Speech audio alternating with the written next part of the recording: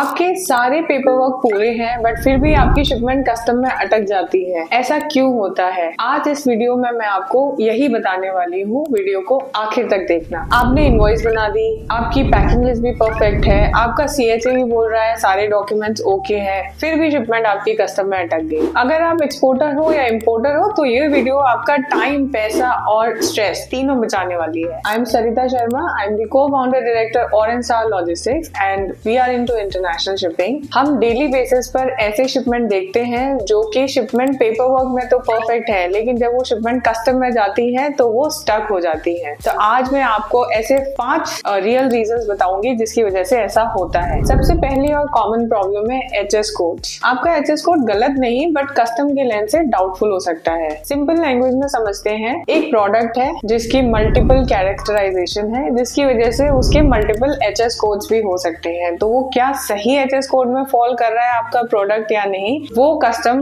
को एक डाउट रहता है जो वो चेक करने के लिए समटाइम शिपमेंट को होल्ड कर देता है। और इन्हीं HS कोड के डिफरेंस की वजह से ड्यूटी या ड्रॉबैक भी डिफर कर सकते हैं। तो कस्टम अपने डाउट को दूर करने के लिए कि कहीं ये नोइंगली तो नहीं किया गया, एट टाइम्स रैंडमली शिपमेंट रोक के ये सारी चीजें चेक करता है, देन ओनली शिपमेंट को आपकी क्लियर करता है।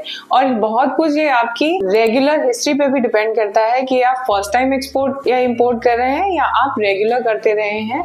अगर आपका पास्ट रिकॉर्ड क्लियर है तो आपकी शिपमेंट नहीं रुकेगी। अगर आपकी हिस्ट्री ऐसी है कि आपके पहले भी शिपमेंट रुक चुके हैं तो कस्टम उसको रोक सकता है। तो कस्टम सिर्फ डॉक्यूमेंट्स ही नहीं, इंटेंशंस भी रीड करता है। दूसरा रीजन ये हो सकता है कि कहीं आपकी इनवॉइस वैल्यू कम तो नहीं है। कस्टम के सिस्टम में एक्चुअली रेफरेंस वैल्यू होती है आपके प्रोडक्ट की। अगर आपने लोअर वैल्यू कोड कर रखी है तो कस्टम उसको स्टॉप कर देगा टू फर्दर वेरीफाई इट। और इस चीज को प्रूव करने के लिए कि आपकी जो इनवॉइस वैल्यू है वो करेक्ट है या नहीं है, उसके लिए आप या तो रेमिटेंस कॉपी दीजिए या फिर आपको इंश्योर करना होगा कि आपकी वैल्यू मार्केट स्टैंडर्ड के हिसाब से है ताकि आपकी शिपमेंट कस्टम में स्टॉप ना हो। नंबर 3 है एक्सपोर्टर या इंपोर्टर का प्रोफाइल बहुत मैटर करता है। जैसा कि मैंने रीजन नंबर 1 में बताया, ये आपका पास हिस्ट्री विद द कस्टम कैसा है, आप किस CHA के थ्रू अपनी क्लियरेंस कराते हैं, उस CHA का रिकॉर्ड कैसा है इन द कस्टम, ये भी निर्भर करता है कि आपकी शिपमेंट रुकेगी या स्मूथली क्लियर हो जाएगी। तो आपको अपना रिकॉर्ड कस्टम में बहुत ही क्लियर रखना है और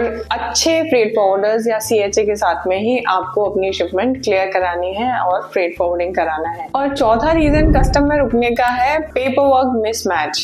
आपने देख लिया इनवॉइस वैल्यू ठीक है, पैकिंग लिस्ट भी सही बनी हुई है, एयर बिल भी एकदम ठीक बना हुआ है, पर गुड्स डिस्क्रिप्शन में इनवॉइस पे लिखा हुआ है ऑटो पार्ट्स और आपने पैकिंग लिस्ट पे लिख दिया है मेटल कंपोनेंट्स। ये देखकर भी कस्टम आपकी शिपमेंट को रोक देगा बिकॉज ये हो गया मिस डिक्लेरेशन। तो आप इंश्योर करें कि आपके सारे डॉक्यूमेंट्स में वैल्यू भी करेक्ट होनी चाहिए और उनके डिस्क्रिप्शंस भी एकदम करेक्ट होने चाहिए और पैकिंग लिस्ट और फिजिकल गुड्स बिल्कुल मैच करने चाहिए। और 5वां रीजन है random examination by the custom. Sometimes उनके पास इनपुट्स होते हैं, अलर्ट्स होते हैं, जिसकी वजह से वो रैंडमली एग्जामिन करने लग जाते हैं जो भी शिपमेंट कस्टम क्लियरेंस के लिए आई हुई होती है।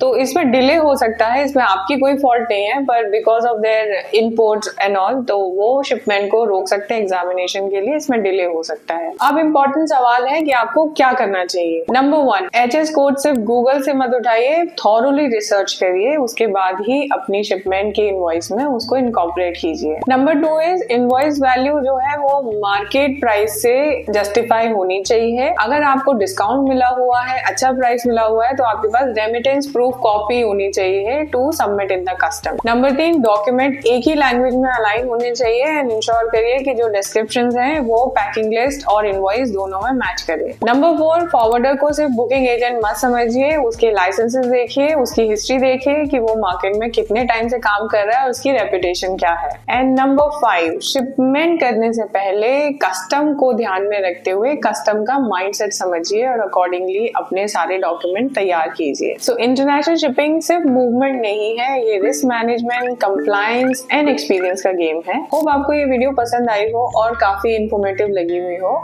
अगर आप एक्सपोर्टर हो या इंपोर्टर हो और आप शिपमेंट भेजने से पहले सारे प्रॉब्लम्स आइडेंटिफाई करके उनको रिजॉल्व करना चाहते हैं तो इस चैनल को फॉलो करें। इस चैनल पर आपको इंटरनेशनल शिपिंग से रिलेटेड सारी इंफॉर्मेशन मिलेगी। And don't forget to hit the subscribe button और हमारी नई वीडियो के नोटिफिकेशन के लिए हिट द बेल आइकन।